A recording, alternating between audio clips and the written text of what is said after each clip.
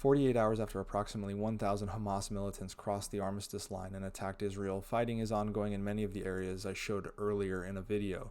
The death toll of Israelis killed by Hamas has risen to 700, with over 2,000 injured. The Israeli Defense Force has stated they believe Hamas has now launched over 3,300 rockets towards central and southern Israel since the beginning of this attack. According to the Israeli Defense Force, at least 100,000 reservists have so far reported for active duty, with hundreds of thousands of additional reservists available to be called up if needed. Poland has deployed special forces to Israel, but it's only to assist with the evacuation of Polish citizens, not to assist Israel in their fight against Hamas.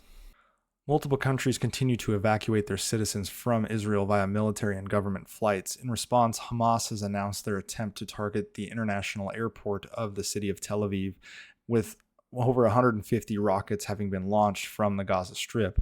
Iron Dome batteries here are trying to intercept as many rockets as possible from the Gaza Strip.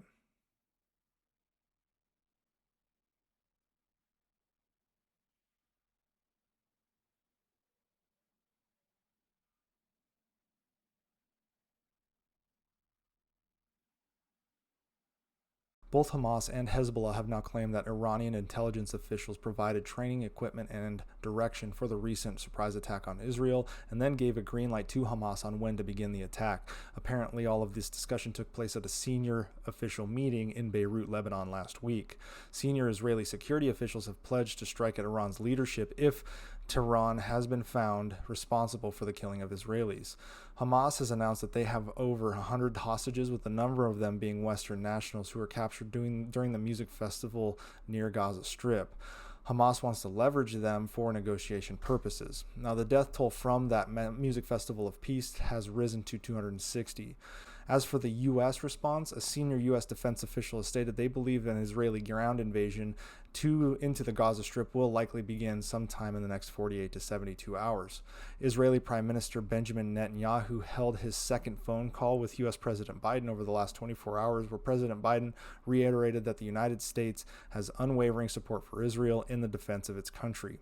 The U.S. Air Force will reportedly be deploying an additional 20 to 25 F-15s and F-35 multi-role fighter jets to the Middle East over the next coming days, with the objective of to prevent the war in Israel from spreading to other countries in the Middle East, while also acting as a deterrent against any kind of Iranian aggression or interference.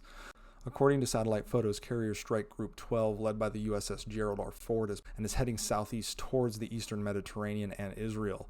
They will link up with an additional 5 ships, some of which include the USS Carney and the USS Roosevelt, both of which are Arleigh Burke-class guided missile destroyers that are headed towards Israel as well.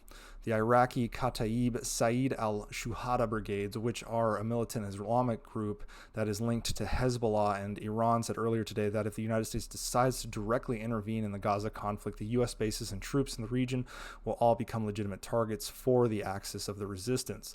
The spokesman for Hamas stated that the movement of the American aircraft carrier does not scare us, and the American administration must realize the consequences of this step.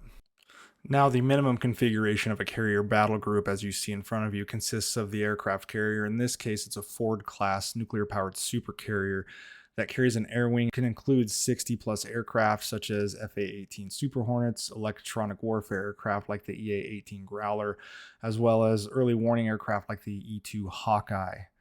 They also come with guided missile cruisers, such as the Ticonderoga-class cruiser equipped with Aegis combat systems. They play a major role in air defenses and can conduct surface warfare operations.